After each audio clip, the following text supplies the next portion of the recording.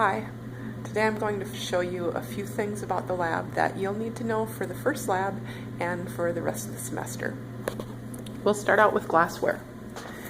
You have an Erlenmeyer flask, a graduated cylinder, another Erlenmeyer flask, and another graduated cylinder. And these, of course, all come from the shelves over here. Now we also have beakers. Beakers look like this.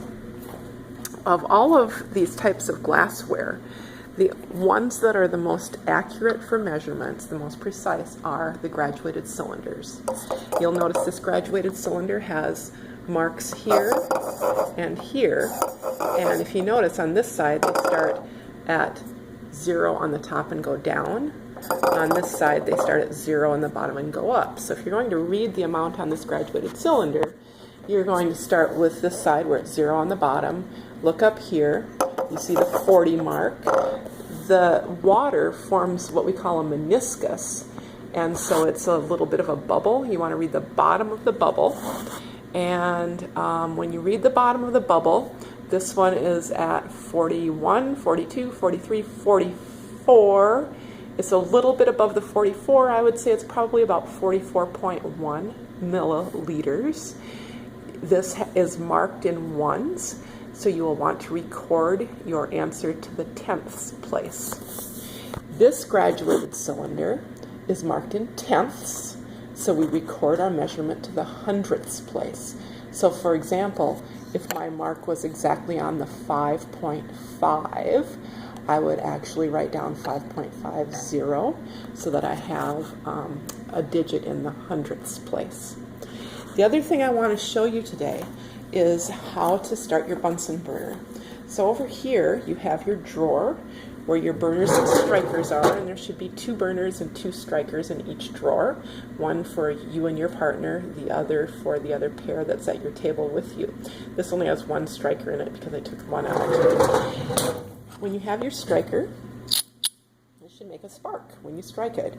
You'll notice that I put my thumb on the little bump and my other finger here. Sometimes it takes kind of a good grip to do that, and some people need to use 2 hands.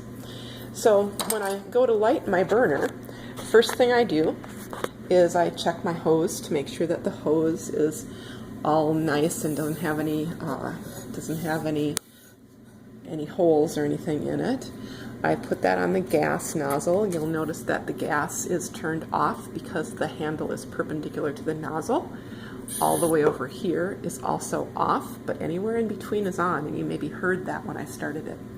The burners have a little valve down here that you can turn, and this little valve lets in more or less air. And when you turn that, sometimes this turns as well. You don't want that to loosen up. You want to keep that nice and tight, and you can just turn this to let more or less air in. So when I go to light my burner, typically I have my partner help me.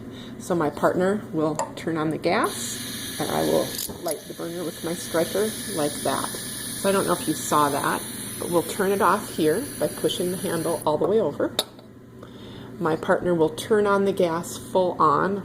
Okay, I'm faking it. My partner's not really here. I'm doing this myself, and it's a little difficult because I'm only doing it with one hand and holding the phone with the other. But my partner will turn on the gas as I strike the striker. And if you're doing that and messing up, turn off your gas. We don't want gas all over the room, obviously. You'll smell it. If you smell gas in the room, make sure you let your instructor know. So let's see what's going wrong. Maybe I'm not getting a good spark, so I'll try that and make sure I can get a good spark. We're going to try it one more time. So we're going to turn on the gas, and we're going to strike it, and you hopefully saw that go on. This is a pretty nice flame. It's very blue. You can't even really see it.